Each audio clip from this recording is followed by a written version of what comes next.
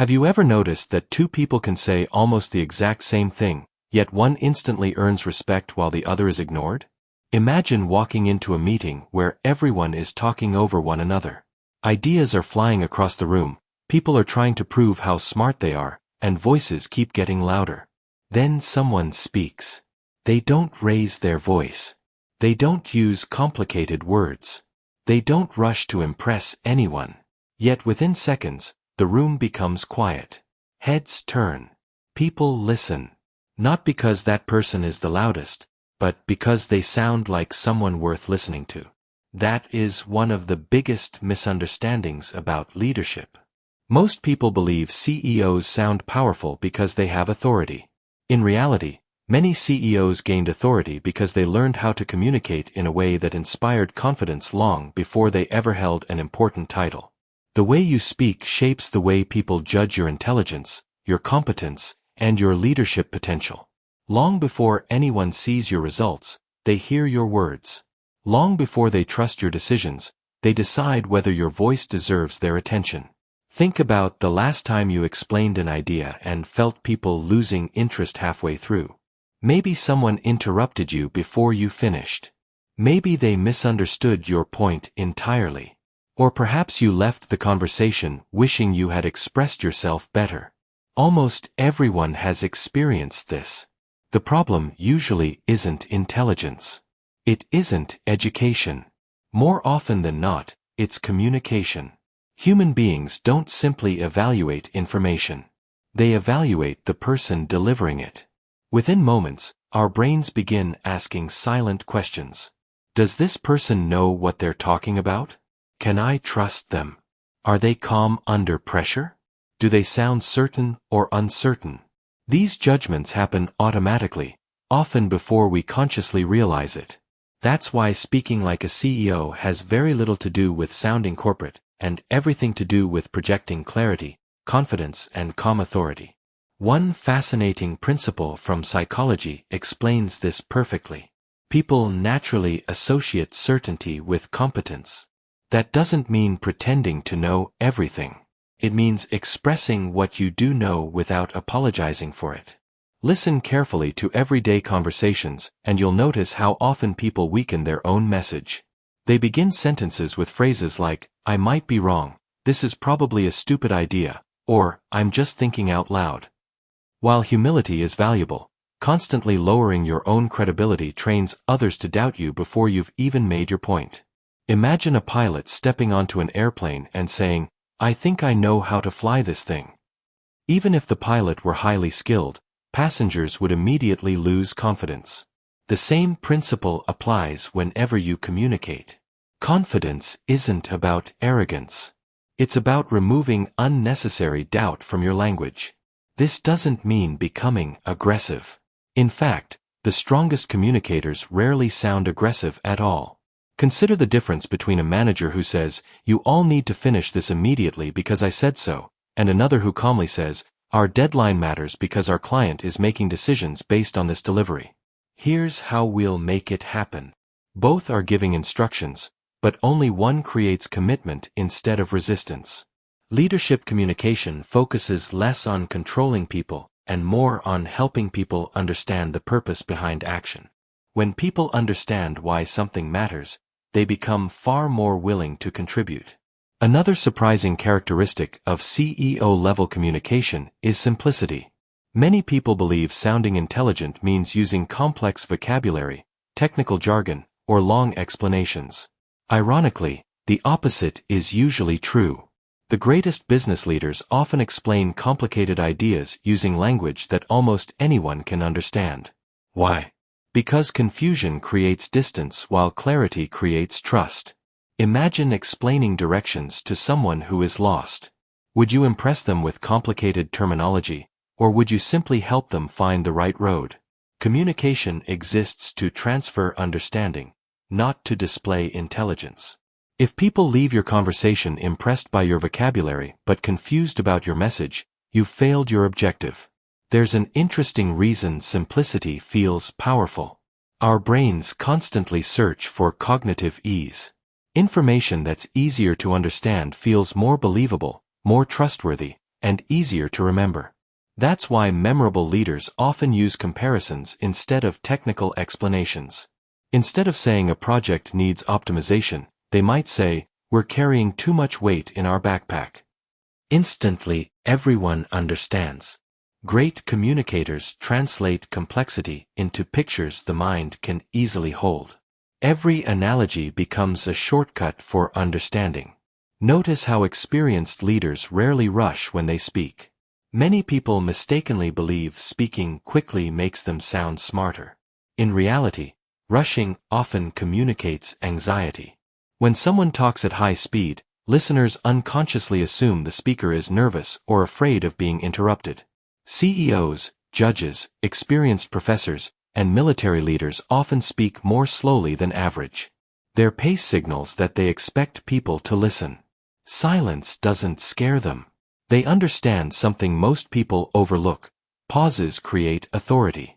A well-placed pause gives listeners time to absorb an idea while also making the speaker appear thoughtful rather than reactive. Think about watching an experienced surgeon preparing for an operation. Every movement is deliberate. Nothing appears rushed.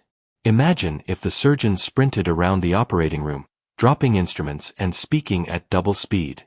Even if technically skilled, confidence would disappear. Calm movement creates perceived competence.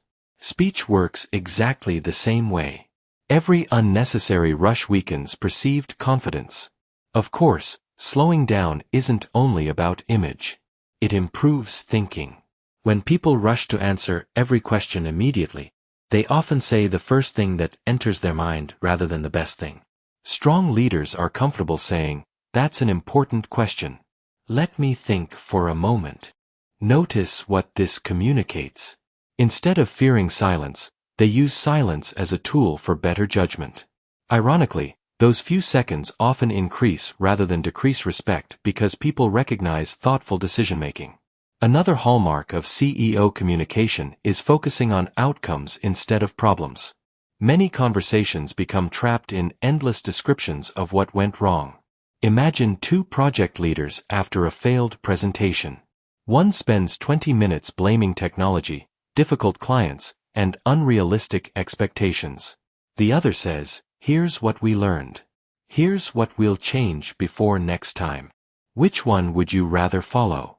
People naturally gravitate towards solution-focused communicators because they reduce uncertainty.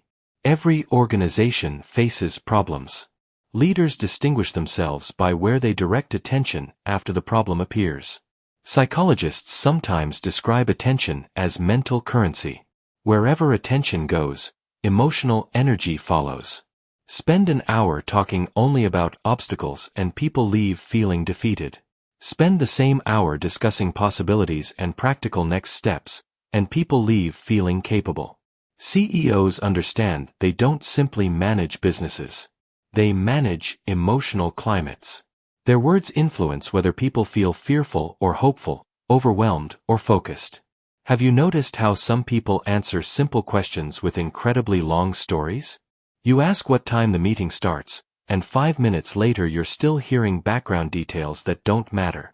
Executive communication values relevance. That doesn't mean becoming cold or robotic. It means respecting other people's attention. Time is one of the most valuable resources in any organization. When you communicate efficiently, you're showing respect for everyone's time, including your own. Imagine a board meeting where an executive has exactly 3 minutes to explain why a company should invest millions into a new product. That executive cannot afford endless rambling. Every sentence must move the conversation forward. The habit of organizing thoughts before speaking becomes incredibly valuable. Before answering, mentally ask yourself one question: what is the main point I want people to remember? Everything else becomes supporting detail. Without this mental filter, conversations become crowded with information but empty of direction. One of the biggest differences between average communicators and exceptional leaders is that exceptional leaders listen far more carefully than most people realize. Many assume CEOs dominate conversations. In reality, many of the world's most respected leaders spend significant time asking thoughtful questions. Why? because asking good questions accomplishes two powerful things at once. First, it gives you better information. Second, it makes other people feel respected. Human beings love talking to people who genuinely understand them. Listening isn't passive. It's strategic. Every answer someone gives reveals motivations, concerns, priorities, and opportunities that would otherwise remain hidden. Imagine interviewing two job candidates. The first answers every question confidently but never asks anything in return. The second answers well but also asks thoughtful questions about company culture, future goals, and customer challenges. Which candidate appears more invested? Curiosity often signals maturity because it demonstrates a willingness to learn rather than simply impress. Great CEOs understand they don't have to be the smartest person in every room. They simply have to create conversations where the smartest ideas can emerge. One subtle habit separates confident communicators from everyone else, and once you notice it, you will start seeing it everywhere. They choose their words carefully because they understand that language shapes perception. Imagine two team leaders announcing the same challenge. One says, "We're in serious trouble. This project is falling apart." The other says, "We've hit a setback, but we know exactly where the problem is, and now we can fix it." The facts may be identical, yet the emotional impact is completely different. The first statement spreads anxiety before any solution has even been discussed. The second creates confidence without denying reality. This is one of the greatest skills of executive communication. It is not about pretending everything is perfect. It is about framing reality in a way that encourages action instead of panic. People naturally absorb the emotional tone of the person leading the conversation. If you sound defeated, they feel defeated. If you sound calm and capable, they begin believing the situation is manageable. This ability becomes especially important during moments of pressure. Anyone can sound confident when everything is going well. The true test comes when deadlines are missed, customers are unhappy, sales are falling, or unexpected problems appear. Think about a captain navigating a ship through a violent storm. The passengers constantly watch the captain's face. They don't know how severe the storm is, so they take emotional cues from the person in charge. If the captain looks terrified, panic spreads instantly.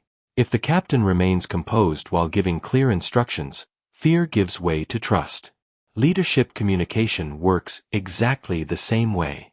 Your emotional control often becomes more persuasive than your actual words. This is why emotionally intelligent leaders train themselves to respond rather than react. They understand that every conversation is contagious. Another habit of CEO-level communicators is that they rarely make everything about themselves.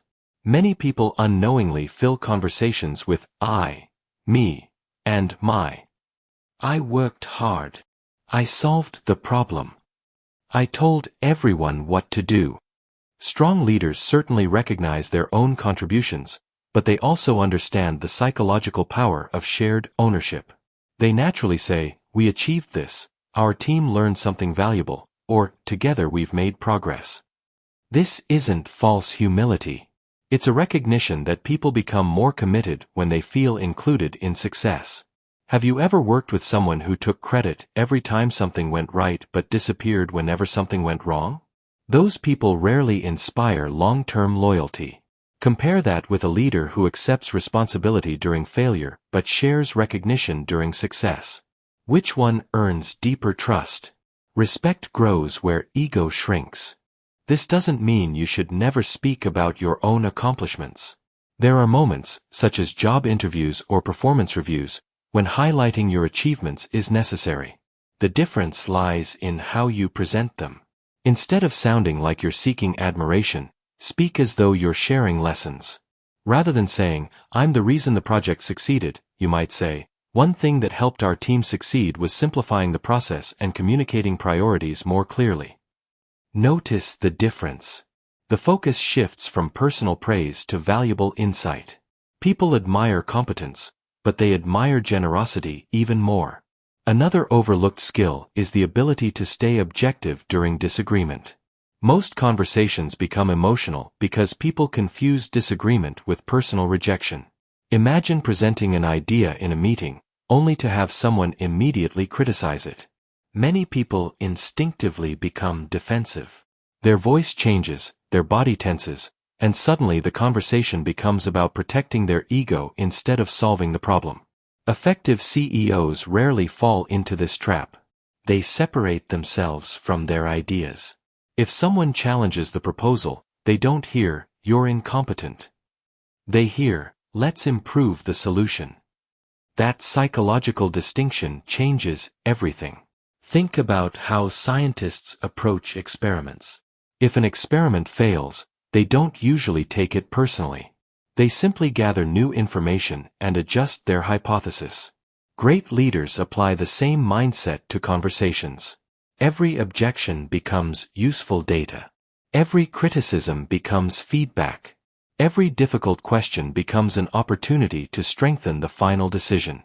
Instead of asking, "Why are they attacking me?" they ask, "What can I learn from this perspective?" Imagine how much calmer your conversations would become if every disagreement became an investigation rather than a battle.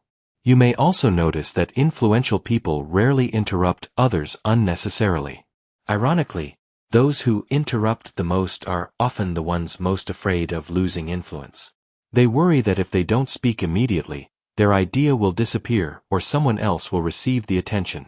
Truly confident communicators don't fear waiting their turn. They know that a valuable idea remains valuable even after someone else has finished speaking. In fact, listening completely often improves their own response because they've gathered more information before opening their mouth. Think about a skilled chess player. They don't move pieces impulsively after every turn. They observe the entire board first. Conversations are no different. Every sentence someone else speaks is another piece of information that helps you respond more effectively. Interrupting may satisfy impatience, but patience often wins influence. People remember how you made them feel, and few things make someone feel more respected than being fully heard before you respond. Another characteristic that makes CEOs sound persuasive is precision. They avoid vague language whenever possible. Compare these two statements: "We'll improve customer service soon," versus, "Over the next 30 days we'll reduce response time from 24 hours to 6. Which sounds more believable? Specificity creates credibility because it gives people something concrete to visualize. Vague promises are easy to make and easy to forget. Clear commitments create accountability. Whenever you speak, ask yourself whether your listener can picture exactly what you mean. If not, your message probably needs more precision. Stories also play a surprisingly powerful role in executive communication. Facts inform the mind, but stories move the heart. Imagine trying to convince employees that customer service matters. You could present statistics showing customer satisfaction scores. Or you could tell the story of one frustrated customer whose small problem turned into a lifelong relationship because one employee chose to care. Which message will people remember next week? The human brain is wired for stories because stories connect information with emotion. That emotional connection dramatically improves memory. Great leaders know when to use numbers and when to use narratives. They don't choose one over the other. They combine both. Consider how often history remembers speeches instead of reports. Reports contain information, but speeches contain emotion, vision, and meaning. When people remember a leader years later, they usually don't quote spreadsheets. They remember a sentence that changed the way they saw themselves. That's the hidden power of communication. Words shape identity. They influence what people believe is possible. Every conversation gives you the chance to either limit someone's thinking or expand it. There is another quality that instantly makes someone sound more executive, and it has nothing to do with vocabulary. It is consistency. Imagine a manager who changes opinions every day. On Monday, one priority matters. By Wednesday, something completely different becomes urgent. By Friday, nobody knows what actually matters anymore. Even if this manager speaks confidently, people slowly lose trust because the message keeps changing. Compare that with someone whose words consistently align with their actions. They don't promise what they can't deliver. They don't exaggerate to impress.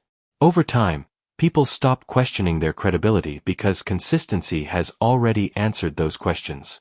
Trust is built in small moments, repeated over and over again. Every kept promise becomes another brick in the foundation of your reputation. Perhaps the greatest secret of speaking like a CEO is realizing that communication is not performance. Many people try to sound impressive instead of trying to be helpful. They focus on appearing intelligent rather than creating understanding. Ironically, the moment your attention shifts away from yourself and towards serving the listener, your communication improves dramatically. Instead of asking, "How do I sound?" begin asking, "What does this person need to hear to make a better decision?" That single question transforms your entire approach. It replaces ego with purpose, anxiety with curiosity, and self-consciousness with genuine leadership. When your words consistently help other people think more clearly, solve problems more effectively, and feel more confident about moving forward, you no longer need to convince anyone that you are a leader. Your communication does it for you. One of the fastest ways to sound like a leader is to stop feeling responsible for filling every moment of silence. Most people are uncomfortable with quiet. The moment a conversation pauses for even 2 seconds, they rush to speak again. They add unnecessary explanations, repeat points they have already made, or begin apologizing for things that never required an apology. But experienced leaders understand something that most people never realize. Silence is not empty. Silence gives your words weight. Think about a judge delivering an important verdict. Imagine if they spoke continuously without a single pause, racing from one sentence to another. The decision would feel rushed and uncertain. Now imagine that same judge speaking calmly, allowing each statement to settle before continuing. The exact same words suddenly carry more authority. Your brain automatically assumes that someone who is comfortable with silence is also comfortable with themselves. Confidence is often heard in what you choose not to say as much as in what you do. This is closely connected to another executive habit, speaking with intention instead of impulse. Many conversations fail because people treat communication like a reflex rather than a decision. Someone makes a comment, and they instantly respond. Someone asks a difficult question, and they answer before fully understanding what was asked. Someone criticizes them, and emotions take control before logic has a chance to speak. But CEOs who consistently earn respect develop a different habit. They create a small mental gap between stimulus and response. It may only last 2 or 3 seconds, but within those few seconds, they ask themselves simple questions. What is the real issue here? What outcome do I want from this conversation? Will my next sentence improve the situation or simply express my frustration?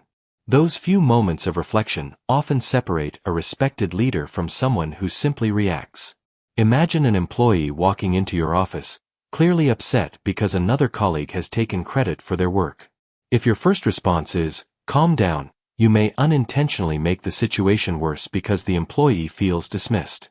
A more thoughtful leader might first say, "I can see this has really frustrated you. Tell me exactly what happened." Notice the difference. The second response doesn't immediately solve the problem, but it creates something equally valuable: psychological safety. When people feel heard, they become more open to solutions. Neuroscience tells us that intense emotions reduce our ability to think logically. Before people can fully process advice, they often need acknowledgement. CEOs who understand this don't rush to fix emotions. They first create space for them. There is another communication mistake that quietly destroys credibility, and it appears in conversations every single day. It is over-explaining. Have you ever noticed that when people are uncertain about their own decision, they often keep talking? They repeat the same justification in different words, hoping that more explanation will create more belief. Ironically, it usually has the opposite effect. Imagine buying a used car. The seller says, "This car is in great condition." That sounds reasonable. But if the seller spends the next 15 minutes insisting that nothing is wrong with the car, you begin wondering whether something actually is wrong. The excessive explanation creates suspicion. The same happens in conversations. State your point clearly. Support it with evidence if necessary. Then stop. Let your words breathe. Confidence does not need endless defense. This is why powerful communicators are comfortable allowing other people to think. They don't feel the need to control every interpretation. They understand that persuasion is not about overwhelming someone with information. It is about guiding someone toward understanding. Think about a great teacher. They don't simply pour facts into students' minds. They ask questions that encourage students to discover answers for themselves. Those discoveries become far more memorable because they feel personal. Great CEOs often communicate this way. Instead of giving every solution, they ask questions like, "What do you think is causing this?" Or, "If you were the customer, how would you experience this?" These questions do more than gather information. They develop independent thinkers. Leadership is not creating followers who always need answers.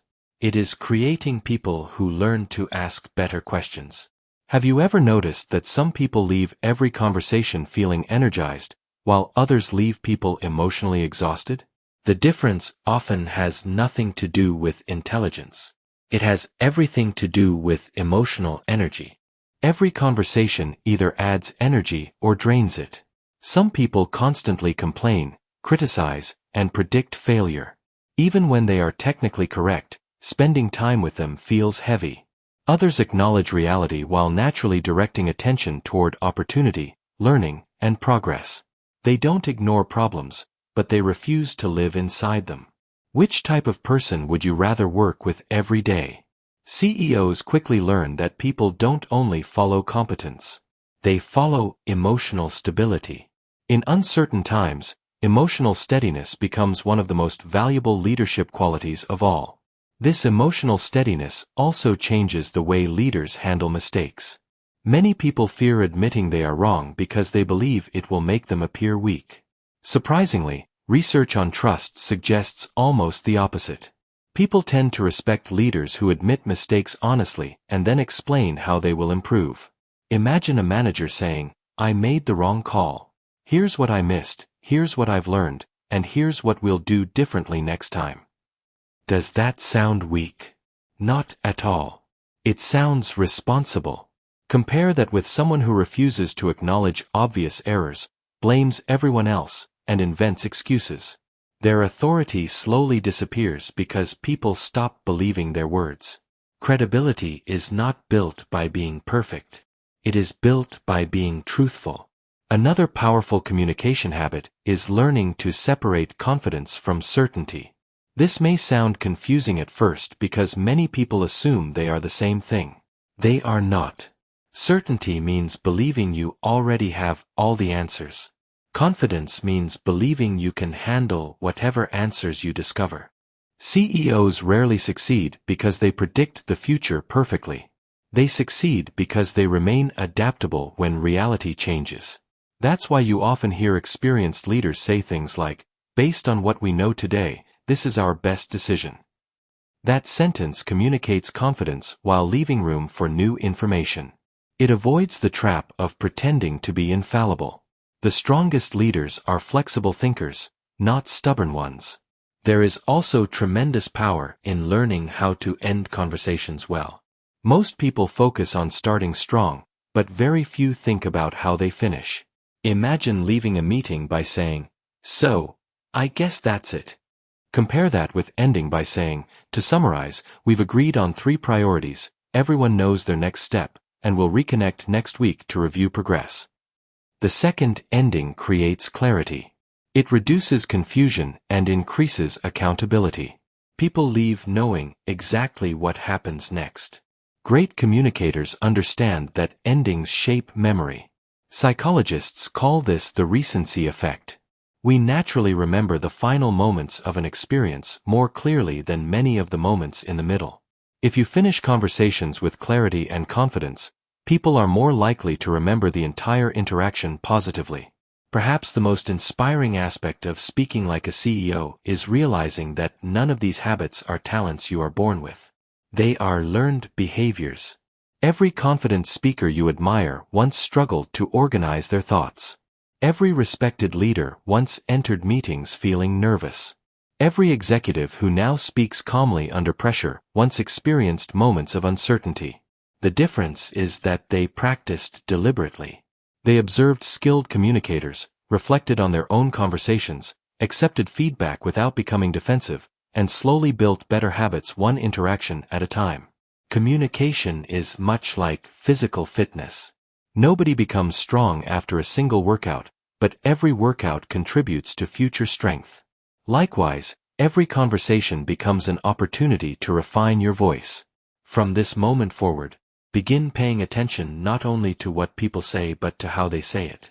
Listen to experienced leaders during interviews, business presentations, and everyday conversations. Notice how they simplify complex ideas instead of making them sound more complicated. Observe how they remain composed when asked difficult questions. Watch how they acknowledge other people's contributions before highlighting their own. Study the rhythm of their speech, the confidence in their pauses, the precision of their words, and the quiet confidence that comes from having nothing to prove. The more consciously you observe these patterns, the more naturally they will become part of your own communication. Speaking like a CEO is not about copying someone's voice. It is about developing a presence that makes people feel informed, respected, and confident every time you speak.